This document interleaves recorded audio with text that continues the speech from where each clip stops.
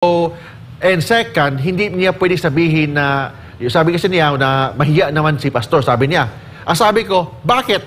Wala bang karapatan si pastor na tumakbo? He's very qualified to run as Senator of the Republic of the Philippines. Basahin po natin ang saligang batas.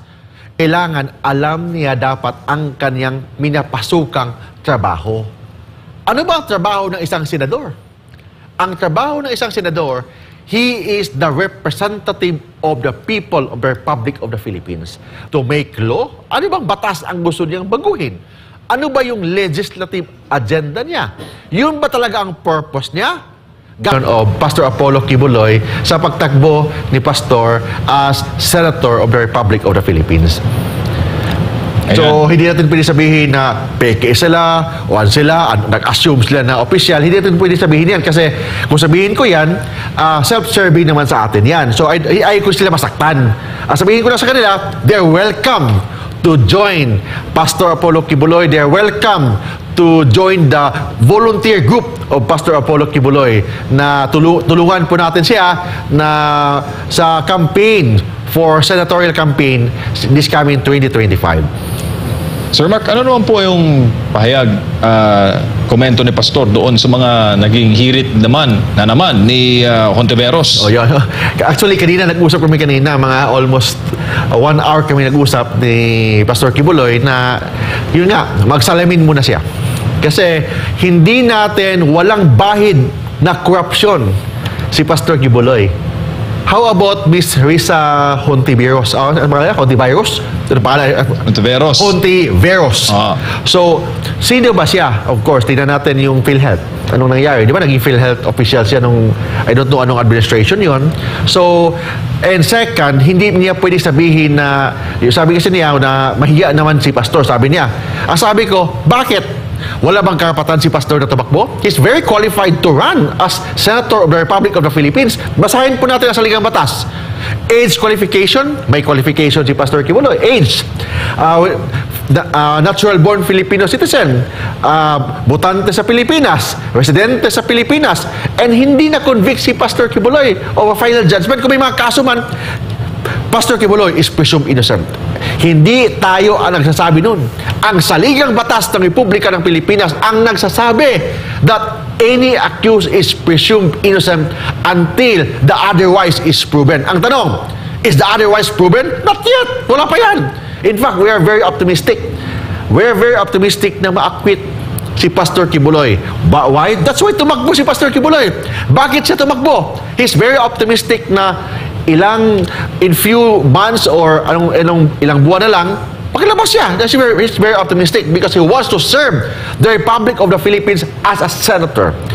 God-centered platform, Filipino-centered platform, Philippine-centered platform na isang senador na madaling lapitan at willing makinig sa ordinaryong mga Pilipino.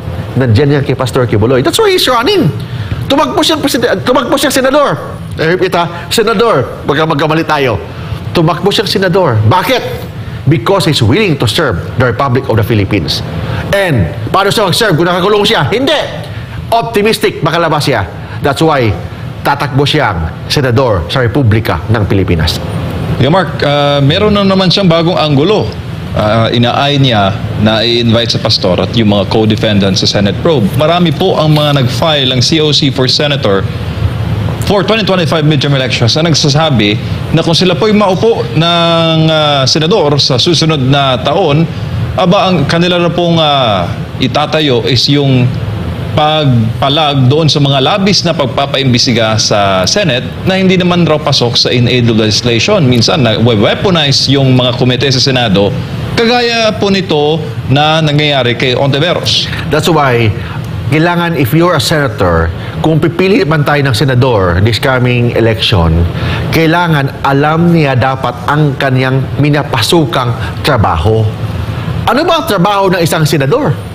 Ang trabaho ng isang senador, he is the representative of the people of the Republic of the Philippines. Bahay yan ng taong bayan ang Senado. Pag-usapan doon ang paggawa ng batas and yung mga senador, sila ang representative ng taong bayan. So it means, if you are the representative ng taong bayan, kailangan willing kang makinig sa taong bayan, willing kang makiusap sa taong bayan, and you should be the voice sa mga aggrieved person, you should be the voice sa mga victim, you should be the voice yung mga walang boses. Yun ang trabaho ng isang senador. Gagawa ng batas? Yes, right naman ang senador na to conduct investigation, but only in aid of legislation, not in aid of election, not in aid of prosecution, but only in aid of legislation. And if you exercise that legislative inquiry, kailangan respetuhin po natin ang karapatan ng mga resource person. Hindi accused, ha? Hindi accused. Kailangan resource person, ibig sabihin, bisita. Respetuhin po natin ang karapatan ng mga bisita. Resource person. Hindi accuse. Pag accuse yan, doon sa korte yan. So doon tayo sa korte mag-usap pag if you treat that person as an accused. But in Congress or in Senate, you should treat them as your visitor, as a resource person. That's why nakalagay po sa ating saligang batas, kailangan respetuhin ang karapatan ng mga resource person, lalo na yung kanilang constitutional rights. Opo, constitutional rights per se, sir, na nakikita po ng taong bayan based po sa mga komento ngayon in real time na nalalabag dahil matindi po ang kumbaga bashing kay pastor sa issue recently, tapos meron na naman siyang hakbang para mas siraan pa sa Senate, tapos live on national TV. Oh, yes. So, ano bang purpose niya? Ano ba batas? Ang purpose ba ni Miss Hontiveros is to make law? Ano bang batas ang gusto niyang baguhin? Ano ba yung legislative agenda niya? Yun ba talaga ang purpose niya? Gagawa ng batas? O sirain ang reputasyon ng isang pastor? So, yun lang yan eh. So, trabaho ba ng isang senador na manira ng reputasyon ng isang tao? Nakalagay ba yan sa ating saligang batas na isa sa trabaho ng isang senador? O ang trabaho ng isang senador ay gagawa ng batas? So I'm asking Senator Hontiveros, ano ba ang batas na gagawin mo? Bakit mo ipatawag si pastor? May batas ba? Or baka gusto mo lang kasi gusto kang magpapogi, magpaganda kasi you are the campaign manager of the other group. Then you're using that seat or yung Senado for your political agenda. We do not know. And hindi yan right ng isang senador. Hindi yan power or obligation ng isang senador. Because the power and the obligation of a senator is to make laws. Kasi they are the representative of the people of the Philippines. So, that's very basic in Constitutional Law 101. Kung pumasok tayo sa law school, Basic 101 in law school, yung tinatawag na constitutional power ng isang senado, ng isang senador. And the constitutional power of a senator is to make laws. Hindi gawing showbiz or maging clown yung mga tao doon na ipatawag tapos ang purpose lang pala sirain ang reputasyon, ang pangalan ng mga tao na in the very first place dapat ang court ang may right noon or may duty noon, hindi ang Senado. Oo, lalo pat may mga ongoing na proseso sa korte, tsaka lalabag ba yan, Mark, sa sub judice? Yes, tama. First, if you are already accused, the Sub case, judice rule. kung ipatawag ka na isang senador tapos magtanong about mga cases na pending sa court, violation yan ng sub judice rule. Kasi sub judice rule, dapat ang Senado hindi dapat pangunahan ang resolution or yung decision ng court. Hindi dapat pangunahan yung tinatawag na equal protection or yung tinatawag na separation of power. Dapat ang legislative power, respetuhin po nila ang judicial power. Yun ang court. So, sub-judice rule, hindi dapat sila pwede mag-influensya or dapat pangunahan ang korte. Second, may tinatawag tayong right against self-incrimination. When say right against self-incrimination, kasi MJ, iba yun sa right against self-incrimination in a civil case. I-compare that to a criminal case. Yung civil case, you can invoke right against self-incrimination from the moment that an incriminating question is asked. It means pag tanungin ka, maka-incriminate sa'yo yung tanong mo, pwede mo i-invoke ang right against self-incrimination from the moment that you are asked. But in a criminal case, from the moment that you are called, hindi ka pa tinanong. From the moment na pinatawag ka, pwede ka na mag-invoke ng right against self-incrimination. In this case, Pastor Kibuloy, there's a criminal case. Kung magsalita siya sa Senado, will it violate against self-incrimination? Yes. Kung ipatawag siya sa Senado, will it violate right against self-incrimination? Yes. Bakit? May pending na kaso eh. May pending na kaso sa court. So it means it will violate right against self-incrimination. That is what is one of the protection ng isang akusado sa korte. And protection niya sa ating saligang batas, right against self-incrimination. From the moment that you are asked, from the moment that you are invited in a criminal case, violation yan ng right against self-incrimination. And take note, MJ Admar, there's already a pending case. So from the moment that Pastor Kibuloy is invited or will be invited by the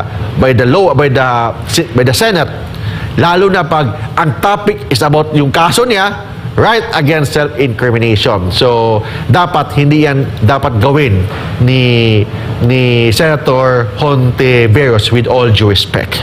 Kuya Mark, para sa mga nanonood ngayon at nagkaka-interest na sa usaping batas at politika kasi magkaugnay ang paksang Yes, yan. Ano ito nangyayari ngayon sa kaso ni Hontiveros? Nagsisilbing hindi magandang halimbawa, lalo na po sa mga nag-aaral ng law. Yes, kasi may limitation kasi ang power ng mga congressman or mga senador. Nakalagay po yan sa ating saligang batas. Ano ba talaga ang power ng isang congressman? Yes, ang mga congressman and senator, they have contempt power. Although yung contempt power, hindi yan nakalagay sa ating saligang batas. It is only an implied power of Congress. Wala nakalagay, if you read the Constitution, wala nakalagay sa Constitution na ang congressman or senador may contempt power. Implied power lang yan ng ating saligang batas sa mga congressman or mga senador. Implied power. But there is also an express power. And what is that express power? My express power is to conduct investigation. But may limitation. What are the express limitation? First, you should respect. You should respect the constitutional right of the resource person. Second, you can only conduct investigation in aid of legislation. It means yung mga limitation na sinasabi ko, MJ Admar, ito yung express limitation. Ano ang mag-prevail? Ang express limitation ng mga congressman, mga senador, or the implied power ng mga senador? The express limitation will prevail because nakasaad po yan sa ating saligang batas. Yung contempt power ng mga senador o mga congressman, wala yan sa ating saligang batas. It is only an implied constitutional power.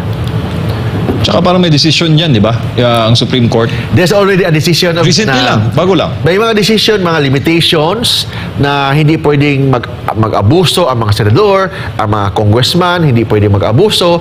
And sabi ko nga, yes, palagi nilang sinasabi, I'll cite you in contempt.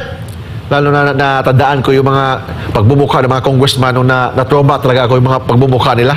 Kita ko lang sa picture o sa TV yung mukha nila, para ako i-off ng TV. Nagagalit. Natuma ko sa pagbumukha nila.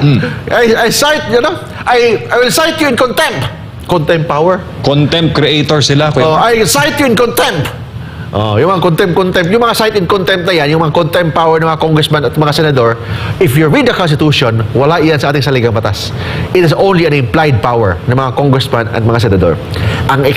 Pero may express limitation, and the express limitation will prevail over the implied power. And what is that express limitation? The congressman or the senator can only conduct investigation in aid of legislation, not in aid of prosecution or not in aid of election. And respect the power or respect the constitutional rights of all resource person. Hindi sila akusado. Resource person po sila. Therefore, dapat respetuhin po sila. Ang akusado nga, dapat nga respetuhin. How much more ang resource person? Bisita ang resource person. Paano mo i-treat yung mga bisita mo? Paano mo papunta sa bahay mo? Diba, bigyan mo kape. O, dito ka, kain tayo. It means you should be hospitable, you should be friendly. Hindi yung pagsalita ka parang dinidiktahan ka. Kung ayaw mo sa sagot, I cite you in contempt. Kung gusto mo sa sagot, okay. It means kayo na sumagot kung ayaw mo sa sagot niya. Diba? So, kailangan natin may limitation talaga yung tinatawag na constitutional rights ng isang senador, and in relation, they should be balanced with the constitutional rights ng mga resource person. Attorney Mark, di ba ang icon ng hustisya isang babae na nakapiring tapos may hawak-hawak na timbangan at hindi si Risa Hontiveros? Tama. It means, ano ibig sabihin yung timbangan? Bakit babae? Di ba? Bakit babae? Bakit hindi lalaki? Ha? O sige, bakit ganun kayo, Mark? Ano? First, I don't know. Bakit babae? Basta, babae. Bakit nakatakip? Bakit nakatikip siya? Hindi niya dapat tingnan. Pero hindi yun si Hontiveros, ha? Hindi siya, yung babae na hindi siya Hontiveros, siguro hindi yun. Matagal ng icon yun. Bakit babae? I don't know. Tingnan natin yung masagot dyan. Baka alam nila bakit babae. Basta alam ko, nakatakip, babae, tapos may dalang timbangan. Ang ibig sabihin doon, parang ang korte mag-decide based on evidence. Hindi based sa anong ibang mga influence dyan sa gilid-gilid, kundi based lang tayo sa ebidensya. Ang ebidensya dapat ang basihan sa pag-decide ng mga kaso.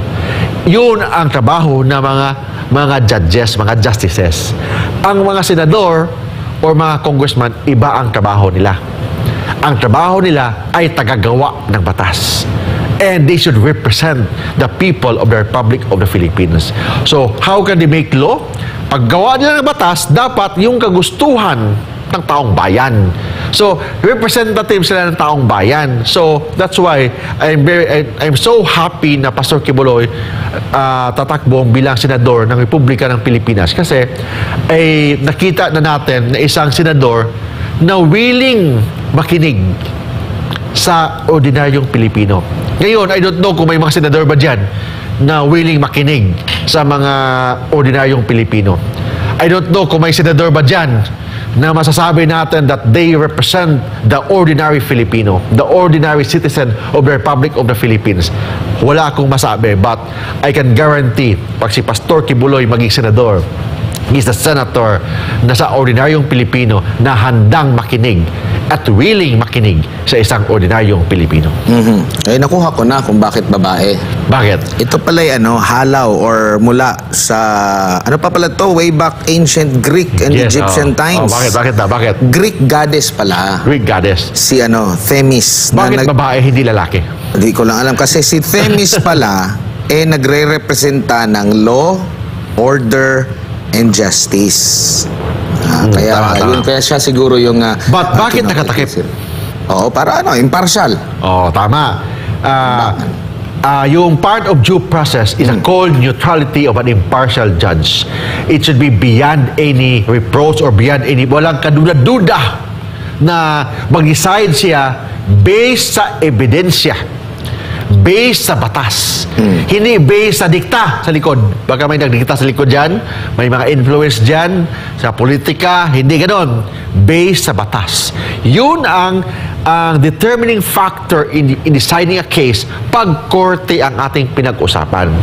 But here in the Congress or in the Senate, hindi natin maiwasan na politika talaga lahat yan. Bakit? Bakit masabi natin politika? Kasi mga politiko yun eh. Kaya natin pwedeng sabihin na yung pagplano, yung motive ni Hontiveros or yung iba dyan is for public service. Yes, there may be. But politics is the number one factor. Bakit politics? Kasi sila mismo mga politiko. I don't know anong intensyon nila. Baka magamit nila yung pag-invite ni Pastor Quiboloy for their own political agenda.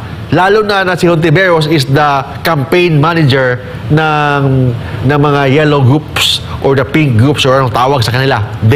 Siya ang campaign manager. So makikita talaga natin na there should be a political factor or political consideration sa mga motives na ginagawa niya. Paano makukuha yung tiwala ng taong bayan dito sa mga ganitong naghihiring na hindi pa nga napapatunayan ng korte, pero sa kanilang mga pahayag, meron na silang meron na silang judgment like kagaya dito na wag daw iboto yung mga lawbreaker. Napatunayan na ba na